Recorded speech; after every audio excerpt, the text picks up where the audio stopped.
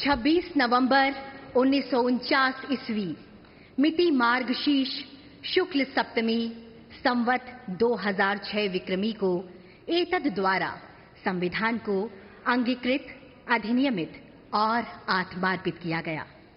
भारत का संविधान दुनिया में सबसे बड़ा लिखित संविधान है, जिसका निर्माण 2 वर्ष 11 महीने और 18 दिनों में हुआ।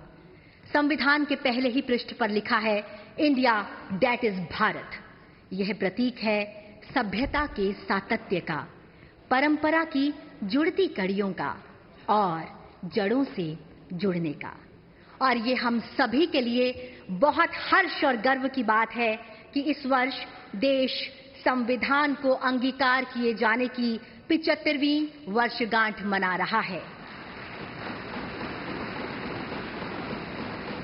सादर नमस्कार आप सभी माननीय विशिष्ट जनों का इस ऐतिहासिक केंद्रीय कक्ष में हार्दिक स्वागत, अभिनंदन एवं शत शत वंदन।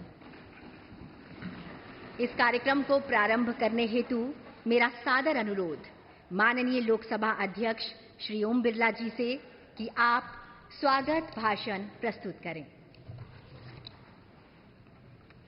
संविधान सदन में आयोजित इस ऐतिहासिक संविधान दिवस कार्यक्रम में माननीय राष्ट्रपति जी, माननीय उपराष्ट्रपति जी, माननीय प्रधानमंत्री जी, सभी राजनीतिक दलों के नेतागण, माननीय सदस्यगण, आज संविधान दिवस उत्सव मनाने करोड़ों भारतीय वासियों का मैं हार्दिक स्वागत करता हूं, अभिनंदन करता हूं।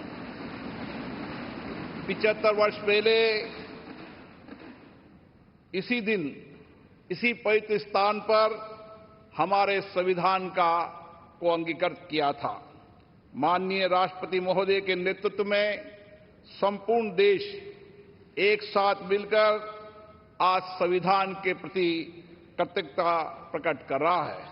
आज करोड़ों देशवासी संविधान की प्रस्तावना का पाठ कर देश को आगे बढ़ाने का संकल्प लेंगे।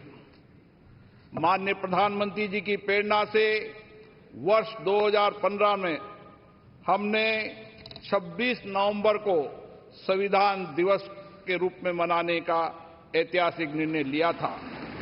हमारा संविधान हमारे मनुष्यों की वर्षों की तप, त्याग, विद्वता, सामर्थ्य और क्षमता का परिणाम है।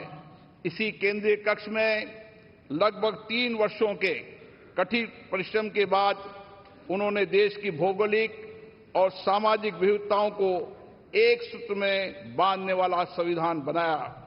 संविधान सभा में अलग अलग विचारधारा के लोग सदस्य थे। इसके बावजूद भी उन्होंने एक एक अनुच्छेद पर विचार किया, मंथन किया, पूरी गरिमा और मर्यादा से अपनी सहमति असहमति व्यक्त करते हुए संविधान की रचना की। सार्थक एवं गरिमापूर्ण संवाद की इस उत्कृष्ट परंपरा को हमें अपने सदनों में भी अपनाना चाहिए। हमारा संविधान देश में सामाजिक आर्थिक बदलाव का सुधार रहा है। कर्तव्य काल में हम सामूहिक प्रयासों से विकसित भारत की और मजबूती से आगे बढ़ रहे हैं। इन 75 वर्षों में हमारी संसद के माध्यम से आम जनता के जीवन में सामाजिक आर्थिक परिवर्तन लाए गए हैं, जिससे लोकतंत्र में जनता की आस्था मजबूत हुई है। संविधान ने हमारे तीनों लोकतंत्र के स्तंभों विधायिका, कार्यपालिका और न्यायपालिका को आपसी समन्वय के साथ सुचारू रूप से कार्य करने की व्यवस्था दी है। इन 75 वर्षों में इन तीनों अंगों ने श्रेष्ठता से कार्य करते हुए देश के समग्र विकास में अपनी भूमिका निभाई है। बाबा साहब अंबेडकर जी ने कहा था, हमारा संविधान एक ऐसा दस्तावेज होना चाहिए जो न केवल हमारे देश की स्वतंत्रता और समानता की रक्षा करे, बल्कि हमारे देश के लोगों को एक साथ लाने में भी मदद करे। हमें बाबा साहब अंबेडकर जी के इन्हीं शब्दों से हमारे महान संविधान निर्माताओं के भारतीय समाज के प्रति दृष्टिकोण को समझना चाहिए। हमारा संविधान वसुदेव कुटुंबकम यानी संपूर्ण विश्व एक परिवार है के सिद्धांत का अनुसरण करने की प्रेरणा देता है। संवैधानिक मूल्यों के प्रति हमारी गहरी प्रतिबद्धता है विश्व पटल पर। इसी कारण भारत की छवि बहुत मजबूत हुई है। मैं सभी माननीय सांसदों से आग्रह करूंगा कि वह अपने अपने क्षेत्रों में संविधान के अंगीकार होने के 75 वर्ष को जनता की सहभागिता के साथ एक उत्सव के रूप में मनाएं, जिससे राष्ट्र प्रथम की भावना और अधिक सुदृढ़ हो। जय हिंद। धन्यवाद मान्यवर।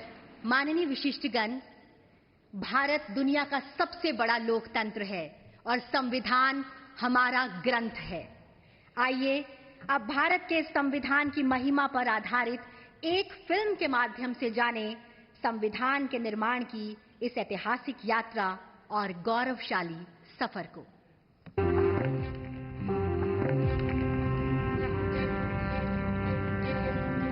भारत दुनिया का सबसे बड़ा लोकतंत्र, मदर ऑफ डेमोक्रेसी। कई शताब्दियों की गुलामी के बाद जब देश नई शुरुआत के लिए खड़ा था, तो उसकी राह में पथ प्रदर्शक बना हमारा संविधान। डॉक्टर भीमराव अंबेडकर की अध्यक्षता में जब देश ने अपना संविधान तैयार किया, तो भारत के लोकतंत्र को मजबूत बनाने और सबके लिए बराबरी और अवसर सुनिश्चित करने का आधार बना भारत का संविधान। हमारे संविधान निर्माताओं ने 75 साल पहले यह सपना देखा और तय किया कि हम कहीं पर भी जन्मे हो, हमें समान अवसर और अधिकार मिलेंगे। हमारे अधिकार हो या कर्तव्य, देश का हर नागरिक समान है। 75 साल से व्यक्ति के स्वाभिमान और राष्ट्र की एकता की रक्षा करता आया है भारत का संविधान।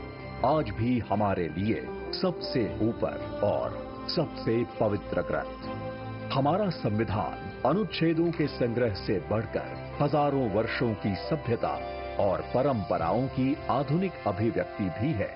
स्वतंत्रता के समय जो भारत के लिए कहा जाता था कि ये देश टिक नहीं पाएगा, वह आज विश्व की 5वीं सबसे बड़ी अर्थव्यवस्था है और टॉप 3 इकोनॉमी में शामिल होने के लिए तेजी से बढ़ रहा है, तो उसका श्रेय संविधान के मूल्यों को जाता है।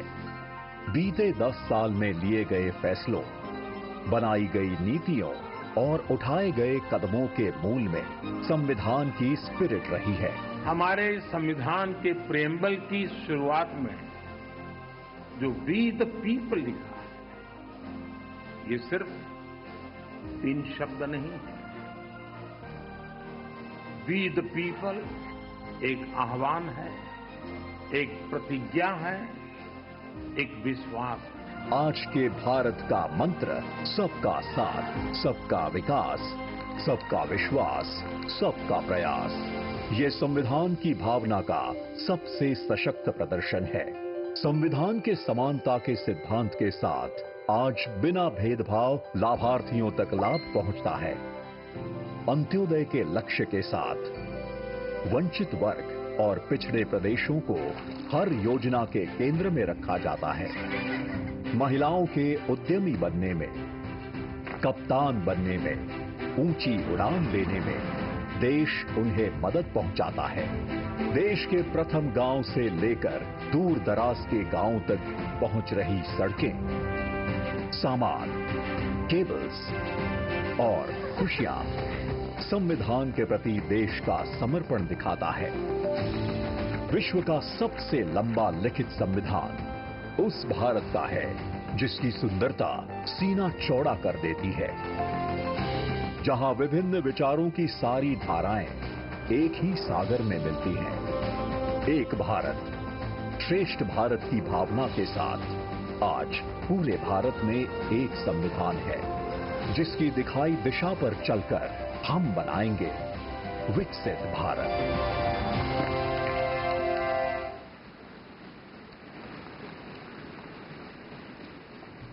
और अब मेरा विनम्र आग्रह है भारत के माननीय उपराष्ट्रपति जी और राज्यसभा के सभापति श्री जगदीप धनखड़ जी से कि आप विशिष्ट सभा को संबोधित करें।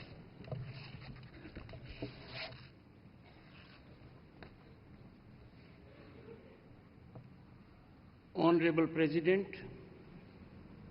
Honorable Prime Minister, Speaker Lok Sabha, Deputy Chairman Rajya Sabha, Leader of the House in Rajya Sabha, Leader of Opposition in Rajya Sabha, Leader of Opposition in Lok Sabha, Minister of Parliamentary Affairs, distinguished members of Parliament and fellow citizens.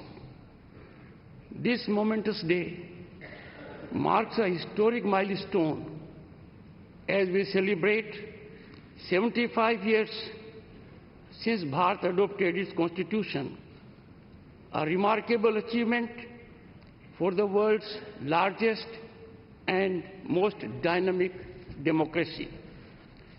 Our nation thrives with remarkable economic growth, robust infrastructure, widespread digital adoption, all getting international recognition and accolades. These achievements are vindication that our Constitution has effectively anchored Indian democracy. Honorable members, this is an occasion to reflect on our Constitution's core values and reaffirm our dedication to its guiding principles. This masterpiece is a tribute to the profound foresight and unwavering dedication of founding fathers of our Constitution, who for about 3 years shaped our nation's destiny, exemplifying decorum and dedication, navigating contentious and divisive issues with focus on consensus and understanding. Honorable members, in contemporaneous times, with decorum and discipline cliff-hanging in parliamentary discourse, this day we need to resolve by reiterating pristine glory of our Constituent Assembly embellished functioning. Disturbance as a strategy threatens democratic institutions. Time to restore sanctity of our democratic temples through constructive dialogue, debate, and meaningful discussion to serve our people effectively. The Constitution's opening words, "We the people of India," carry deep meaning, establishing citizen as the ultimate authority, with Parliament serving as its voice. Preamble promises every citizen justice, liberty, equality, and fraternity. It is our North Star when it comes to fructifying people's aspirations and lighthouse in challenging and daunting situations.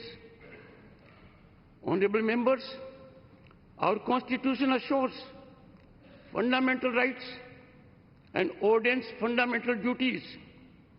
These define informed citizenship, reflecting Dr. Ambedkar's caution that internal conflicts, more than external threat, endanger democracy. Time for us to fully commit to our fundamental duties, protecting national sovereignty, fostering unity, prioritizing national interests, and safeguarding our environment. We must always put our nation first. We need to be on guard as never before. These commitments are crucial for achieving our vision of Viksit Bharat at 2047, a nation that exemplifies progress and inclusion. Honorable members, Nari Shakti Vandan Adhiniyam affords constitutional assurance to 1/3 women representation in Parliament and state legislatures, and showcases our constitutional adaptability to create a just and equitable society. This example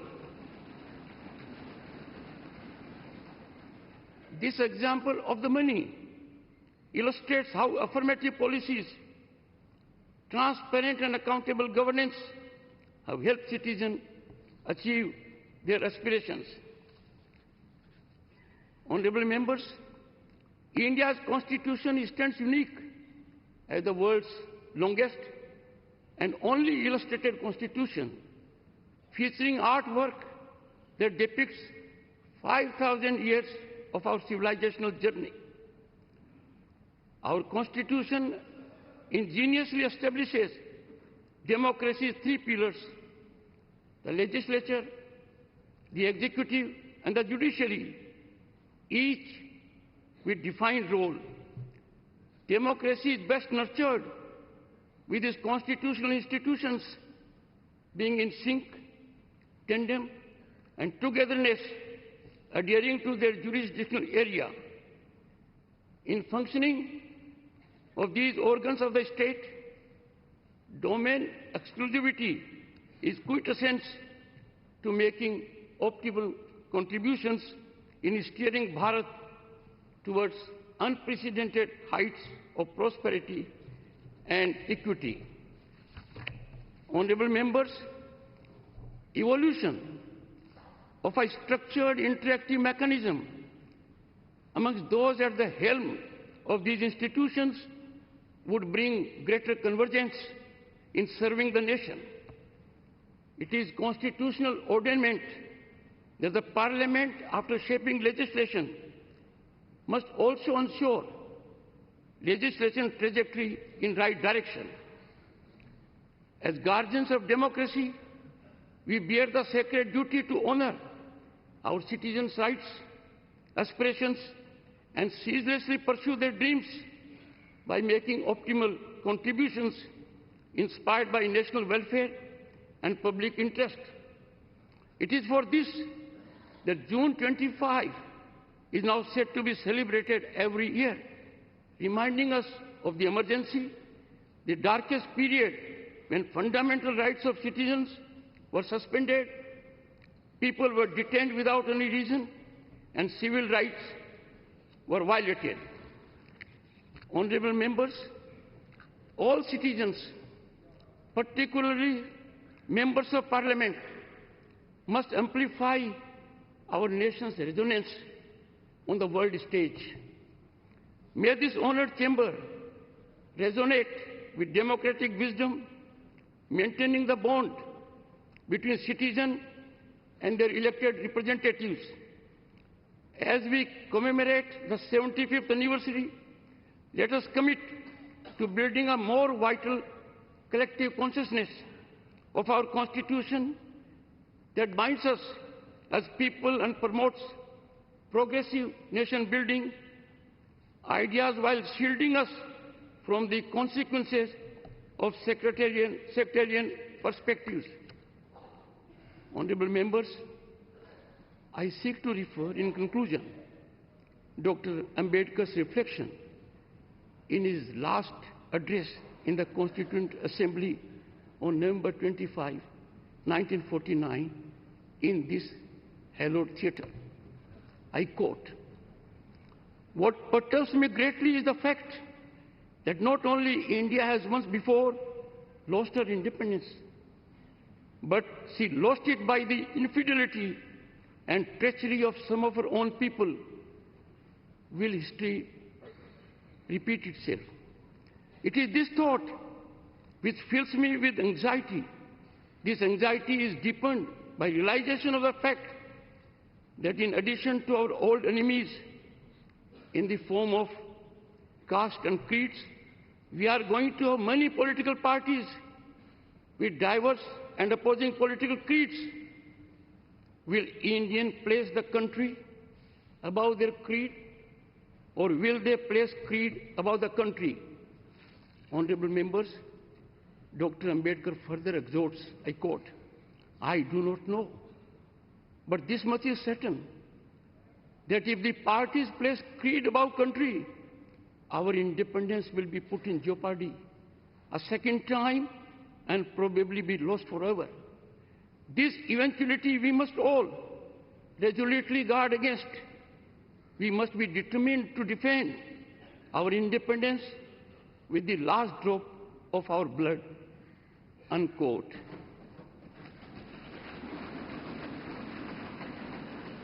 Honorable members, I too conclude on this note with appeal to heed wise counsel emanating from the father of the Indian Constitution. Jai Hind, Jai Bharat. बहुत बहुत धन्यवाद माननीय उपराष्ट्रपति जी। निश्चित रूप से आज का यह ऐतिहासिक दिन हमारे संविधान की महिमा और उसकी लोकतांत्रिक भावना का प्रतीक है। अब मेरा सादर अनुरोध माननीय राष्ट्रपति जी से कि इस शुभ अवसर पर आप एक विशेष स्मारक सिक्का इसका विमोचन करने की कृपा करें।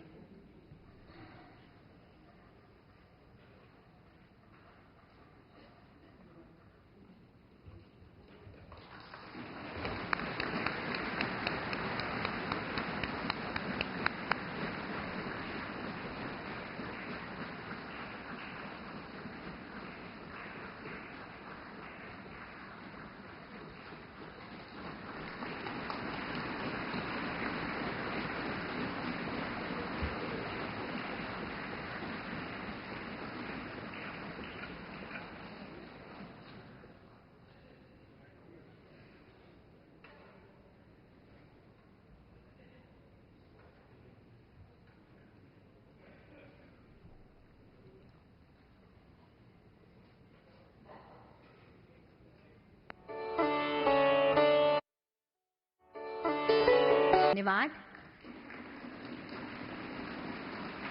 अब मेरा आपसे पुनः अनुरोध कि हमारे संविधान की ऐतिहासिक यात्रा और उसकी गौरवशाली विरासत को चिरस्थायी करने के लिए आज एक विशेष डाक टिकट का विमोचन करने की कृपा करें।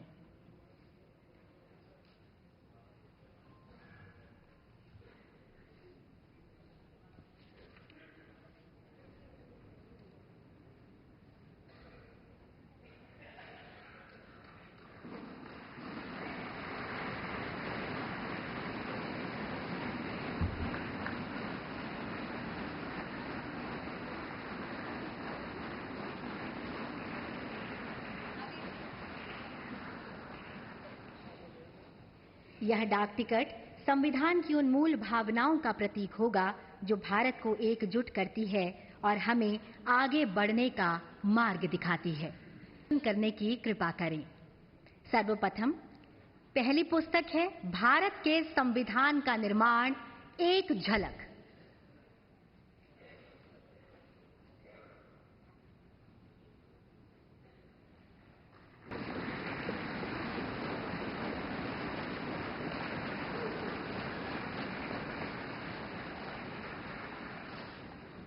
इसी के साथ दूसरी पुस्तक है भारत के संविधान का निर्माण और इसकी गौरवशाली यात्रा। मेरा सादर अनुरोध इस पुस्तक का भी विमोचन करने की कृपा करें।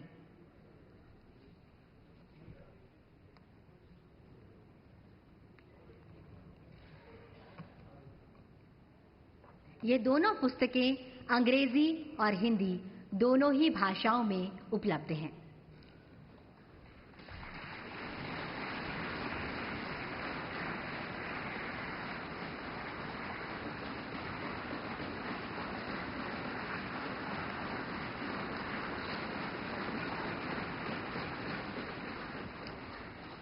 सादर धन्यवाद। संविधान में अंकित चित्रों से भारत का अंतर्मन झांकता है। अतीत की हमारी गहरी जड़ें, समृद्ध विरासत, ज्ञान का व्यापक विस्तार और सभ्यता का सुंदर स्वरूप इन चित्रों के माध्यम से सामने आता है। संस्कृति, परंपरा की वे गहरी कड़ी आज भी अक्षुण्ण है, उतनी ही जीवंत है, उतनी ही प्रेरणादायी भी। अतः आपसे सादर अनुरोध, भारत के संविधान की कला को समर्पित पुस्तिका का विमोचन करने की कृपा करें।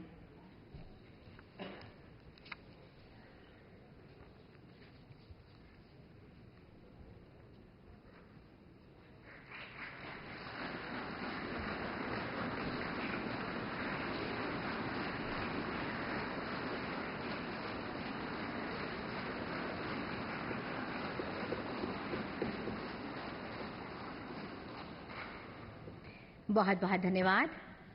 भाषा नाम जननी संस्कृत भाषा, अर्थात संस्कृत भाषा सभी भाषाओं की जननी है, हमारी सांस्कृतिक और बौद्धिक धरोहर का प्रतीक भी है। इस गौरवपूर्ण क्षण पर माननीय राष्ट्रपति जी, आपसे सादर अनुरोध है कि संस्कृत में भारत के संविधान का विमोचन कर इस ऐतिहासिक क्षण को इतिहास में स्वर्ण अक्षरों से सदा के लिए अंकित करने की कृपा करें। संविधान के अंगीकार होने की 75वीं वर्षगांठ पर अब संस्कृत में भी उपलब्ध भारत का संविधान।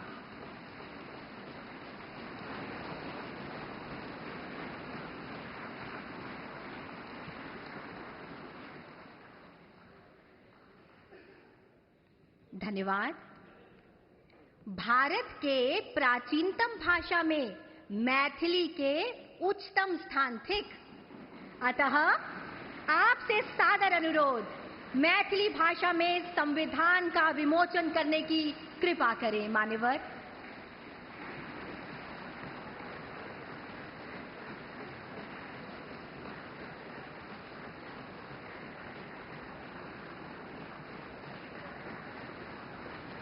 भारत की सभी भाषाओं का सम्मान और मैथिली में संविधान का विमोचन, निश्चित रूप से ये पल गौरवशाली है हम सभी के लिए।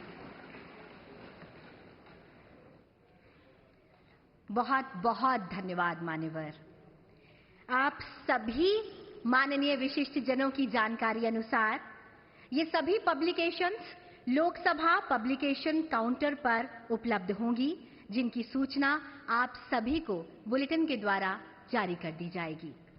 अब माननीय राष्ट्रपति जी, आपसे करबद्ध अनुरोध है कि आप अपने ज्ञानवर्धक शब्दों से हम सभी का मार्ग प्रशस्त करें।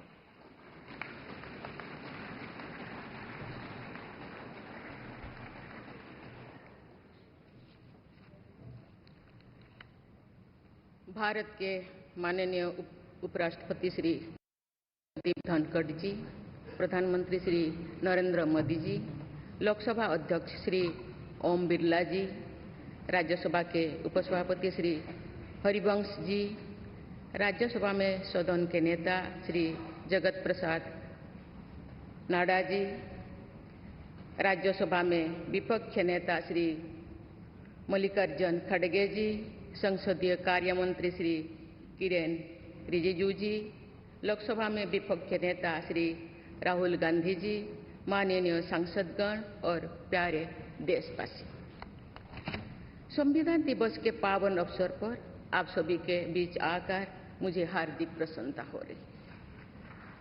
संविधान हमारे देश का सबसे पवित्र ग्रंथ है। आज हम सब एक ऐतिहासिक अवसर के भागीदार भी बन गए हैं और साक्षी भी। 75 वर्ष पहले संविधान सदन के इसी केंद्रीय कक्ष में आज ही के दिन संविधान सभा ने नवस्वाधीन देश के लिए संविधान निर्माण का बहुत बड़ा कार्य संपन्न किया था। उस दिन संविधान सभा के माध्यम से हम भारत के लोगों ने इस संविधान को अपनाया, अधिनियमित किया और आत्मार्पित किया था। हमारे संविधान हमारे लोकतांत्रिक गणतंत्र की सुदृढ़ आधारशिला है। हमारा संविधान हमारे सामूहिक और व्यक्तिगत स्वाभिमान को सुनिश्चित करता है। आज कृतज्ञ राष्ट्र की ओर से मैं संविधान सभा के सदस्यों और कर्मियों को श्रद्धांजलि अर्पित करती हूँ। ये देश का सौभाग्य है कि संविधान सभा के अध्यक्ष डॉक्टर राजेंद्र प्रसाद ने तथा प्रारूप समिति के अध्यक्ष डॉक्टर बाबा साहेब आम्बेडकर ने संविधान निर्माण की यात्रा का मार्गदर्शन किया। बाबा साहेब आम्बेडकर ने प्रगतिशील और समावेशी सोच की छाप हमारे संविधान पर अंकित किया है।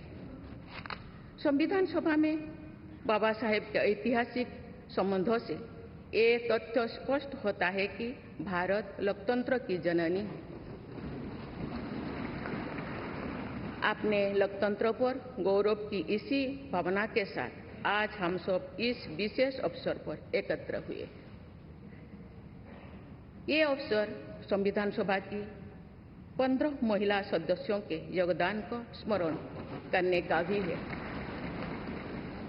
हमें उन अधिकारियों के अमूल्य योगदान को भी याद रखना चाहिए जिन्होंने नेपथ्य में रहकर काम किया। उनकी कार्यनिष्ठा ने संविधान निर्माण की प्रक्रिया को सुचारू रूप से आगे बढ़ाया। उनमें प्रमुख भूमिका श्री B.N. राव की थी, जो संविधान सभा के संवैधानिक सलाहकार थे। मैं संविधान सभा के सचिव श्री H.B.R. अंगगर, संयुक्त सचिव श्री S.N. मुखर्जी और उप सचिव श्री जुगल किशोर खन्ना को भी उल्लेख करना चाहूंगी। माननीय सांसदगण, स्वतंत्रता के 75 वर्ष पूर्ण होने पर मैं सभी देशवासियों ने आज़ादी का अमृत महोत्सव मनाया। आगामी 26 जनवरी को हम अपने गणतंत्र की 75वें वर्षगांठ मनाएंगे। इस तरह के समारोह हमें अब तक की यात्रा का अवलोकन करने और आगे की यात्रा की बेहतर योजना बनाने के अवसर प्रदान करते हैं। ऐसे समारोह हमारी एकता को मजबूत बताने की तथा ये दर्शाते हैं कि राष्ट्रीय लक्ष्यों को प्राप्त करने के प्रयासों में हम सब एक साथ हैं। हमारे स्वाधीनता संग्राम के दौरान अनेक महान विभूतियों ने हमारे राष्ट्रीय आदर्शों को रेखांकित किया था। हमारी संविधान सभा में हमारे देश की विविधता को अभिव्यक्ति मिली थी। संविधान सभा में सभी प्रांतों और क्षेत्र के प्रतिनिधियों की उपस्थिति से अखिल भारतीय चेतना को स्वर मिला था। संविधान सभा के वाद विवाद तथा सदस्यों के संबोधनों में हमें संविधान निर्माण की प्रक्रिया के साथ साथ अपने देश के बारे में गहरी जानकारी प्राप्त होती है।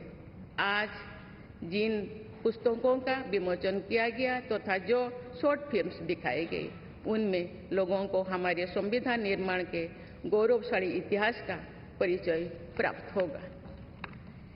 एक अर्थ में भारत का संविधान कुछ महानतम मेधावी लोगों द्वारा लगभग 3 वर्षों के विचार विमर्श का परिणाम था, लेकिन सही अर्थ में ये हमारे लंबे स्वाधीनता संग्राम का परिणाम था। उस अतुलनीय राष्ट्रीय आंदोलन के आदर्शों को संविधान में अत्यंत महत्वपूर्ण स्थान दिया गया। उन आदर्शों को सुस्पष्ट और संक्षिप्त रूप से संविधान की प्रस्तावना में व्यक्त किया गया है। ये आदर्श है न्याय, स्वतंत्रता, समता और बंधुता। ये आदर्श सदियों से भारत को परिभाषित करते रहे हैं। संविधान की प्रस्तावना में उल्लिखित आदर्श एक दूसरे के पूरक है। समग्र रूप से ये सभी आदर्श ऐसा वातावरण उपलब्ध कराते हैं जिसमें हम नागरिक को फूलते फलते समाज में योगदान देने तथा साथी नागरिकों की मदद करने का अवसर मिलता है। माननीय संसदगण, संविधान की भावना के अनुसार कार्यपालिका, विधायिका और न्यायपालिका का यह दायित्व है कि वे सामान्य लोगों के जीवन को सुगम बनाने के लिए मिलजुल कर काम करें। संसद द्वारा पारित किए गए अनेक अधिनियमों से जौन आकांक्षाओं को अभिव्यक्ति मिली है। देश के आर्थिक एकीकरण के लिए स्वतंत्रता के बाद का सबसे बड़ा टैक्स सुधार गुड्स एंड सर्विसेज टैक्स को के रूप में किया गया है। वर्ष 2018 में राष्ट्रीय पिछड़ा बल्क आयोग को संवैधानिक दर्जा प्रदान किया गया। वुमेन लेड डेवलपमेंट की सोच को यथार्थ रूप देना सामाजिक न्याय के संवैधानिक आदर्शों को प्राप्त करने के लिए अनिवार्य है। नारी शक्ति बंधन अधिनियम द्वारा हमारे लोकतंत्र में महिला सशक्तिकरण के एक नए युग की शुरुआत की गई है। दंड के स्थान पर न्याय तथा अपराध के स्थान पर सुरक्षा की भावना पर आधारित भारतीय न्याय संहिता, भारतीय नागरिक सुरक्षा संहिता और भारतीय साक्ष्य अधिनियम को पारित करके सांसदों ने आधुनिक सोच को अपनाने का प्रभावशाली परिचय दिया है। ऐसे अनेक अधिनियमों को पारित करने के लिए मैं सभी सांसदों की सराहना करती हूँ। पिछले कुछ वर्षों के दौरान सरकार ने समाज के सभी वर्गों, विशेषकर कमजोर वर्गों के लोगों के विकास के लिए अनेक कदम उठाए हैं। ऐसे निर्णयों से लोगों का जीवन बेहतर हुआ है तथा उन्हें प्रगति के नए अवसर मिल रहे हैं। गरीब लोगों का अपना पक्का घर मिल रहा है, बिजली, पानी, सड़क की सुविधा मिल रही है, खाद्य सुरक्षा और चिकित्सा सेवाएं मिल रही है। देश में बड़े पैमाने पर विश्व स्तर का इंफ्रास्ट्रक्चर बनाया जा रहा है। समग्र और समावेशी विकास के ऐसे अनेक प्रयास हमारे संवैधानिक आदर्शों को आगे बढ़ाते हैं। इस प्रयासों के लिए मैं सरकार की सराहना करती हूँ। उच्चतम न्यायालय के प्रयासों से देश की न्यायपालिका हमारे न्याय प्रणाली को और अधिक प्रभावी बनाने के लिए अनेक प्रयास कर रही है। न्यायपालिका विचाराधीन कैदियों को और जेल सुधार के विषयों पर भी कार्यरत है। हमारे देश में मूलभूत अधिकारों का दायरा समय के साथ विस्तृत होता रहा है। अपेक्षाकृत कम साधन संपन्न लोगों को कानूनी सहायता प्रदान करने के संवैधानिक निर्देश प्रति जागरूकता और सक्रियता बढ़ रही है।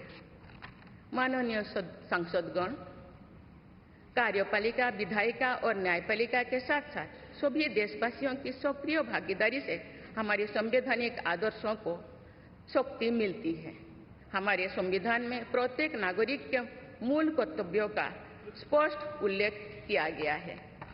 भारत की एकता और अखंडता की रक्षा करना, समाज में समरसता की भावना का निर्माण करना, महिलाओं के सम्मान को सुनिश्चित करना, पर्यावरण की रक्षा करना, वैज्ञानिक दृष्टिकोण को अपनाना, सार्वजनिक संपत्ति की सुरक्षा करना तथा राष्ट्र को उपलब्धियों की नई ऊंचाई तक ले जाना नागरिकों के मूल कर्तव्यों में शामिल है। हमारा संविधान एक जीवंत और प्रगतिशील दस्तावेज है। बदलते समय की मांग के अनुसार नए विचारों को अपनाने की व्यवस्था हमारे दूरदर्शी संविधान निर्माताओं ने बनाए थे।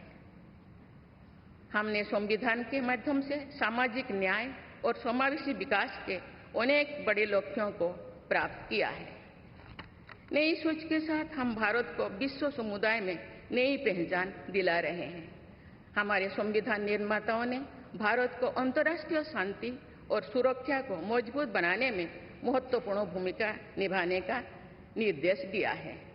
आज एक अग्रणी अर्थव्यवस्था होने के साथ साथ हमारा देश विश्व बंधु के रूप में ये भूमिका बेखूबी निभा रहे हैं। समुदाय में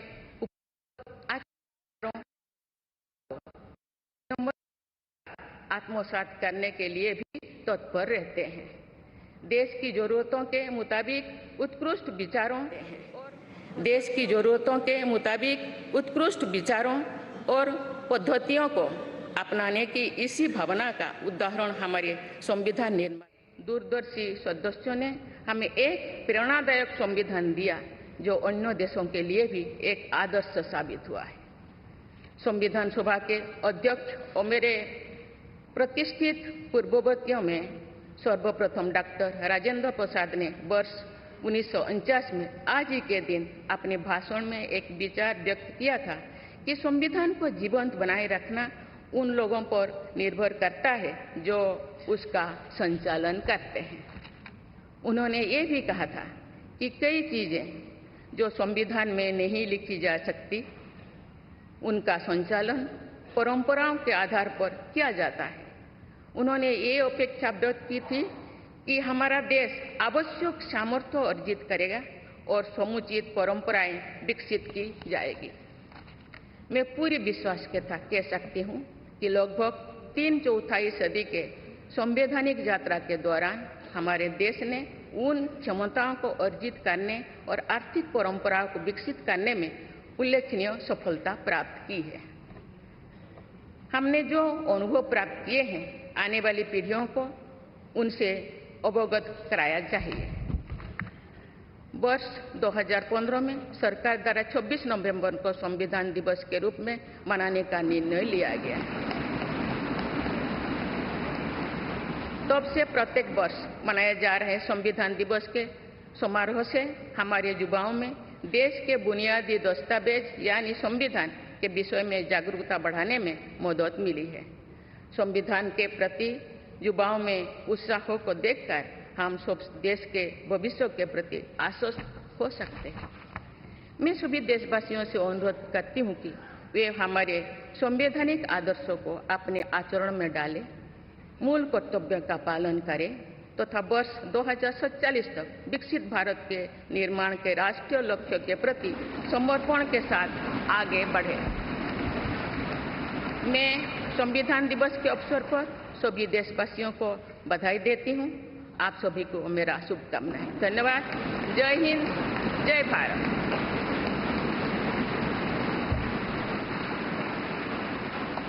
माननीय राष्ट्रपति जी, बहुत बहुत धन्यवाद।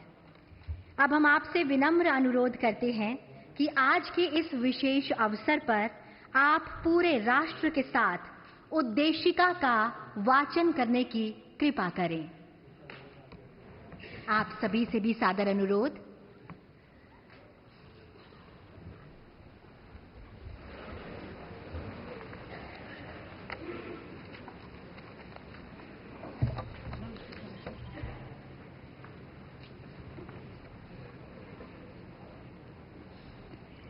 हम भारत के लोग भारत को एक संपूर्ण प्रभुत्व संपन्न समाजवादी पंथ निरीक्षण लोकतांत्रिक गणराज्य बनाने के लिए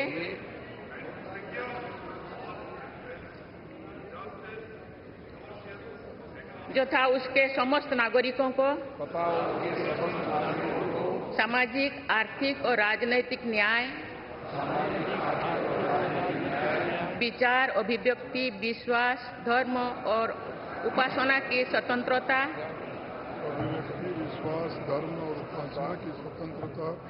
प्रतिष्ठा और अवसर की समता प्राप्त करने के लिए तथा उन सब में व्यक्ति की गरिमा और राष्ट्र की एकता और अखंडता सुनिश्चित करने वाली बंधुता बढ़ाने के लिए दृढ़ संकल्प होकर अपनी इस संविधान सभा में आज तारीख 26 नवंबर 1949 ईस्वी को एतद द्वारा इन संविधान को अंगीकृत, अधिनियमित और आत्मार्पित करते हैं।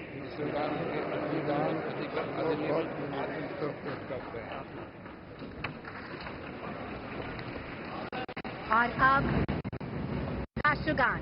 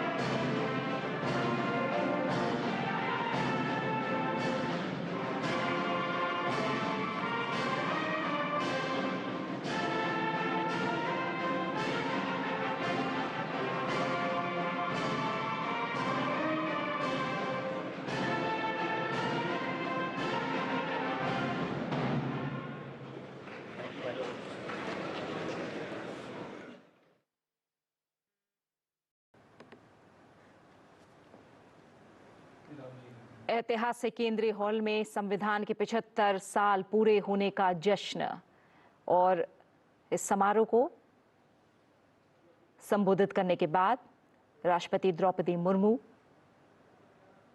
हम सीधी तस्वीरें इस समय देख रहे हैं संसद भवन परिसर से। उपराष्ट्रपति जगदीप धनखड़, प्रधानमंत्री नरेंद्र मोदी, लोकसभा अध्यक्ष ओम बिरला, संसदीय कार्य मंत्री तस्वीरों में हम देख पा रहे हैं।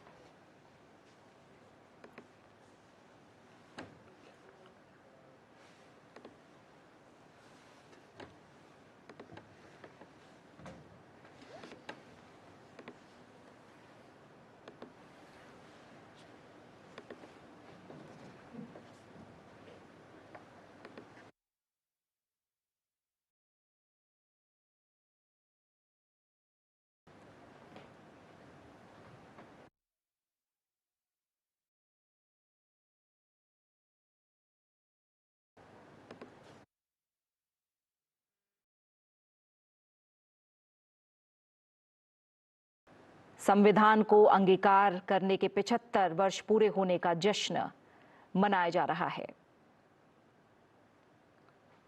ये सीधी तस्वीरें आप संसद भवन परिसर से देख रहे हैं। ऐतिहासिक सेंट्रल हॉल में मुख्य समारोह का आयोजन। विश्व के सबसे बड़े लोकतंत्र भारत की शासन व्यवस्था को चलाने वाला संविधान अपने आकार और प्रकार में भी सबसे खास और विशाल और गौरवशाली 75 वर्ष हमने पूरे किए संविधान को अंगीकार किए जाने के। राष्ट्रपति द्रौपदी मुर्मू समारोह में शिरकत करने के बाद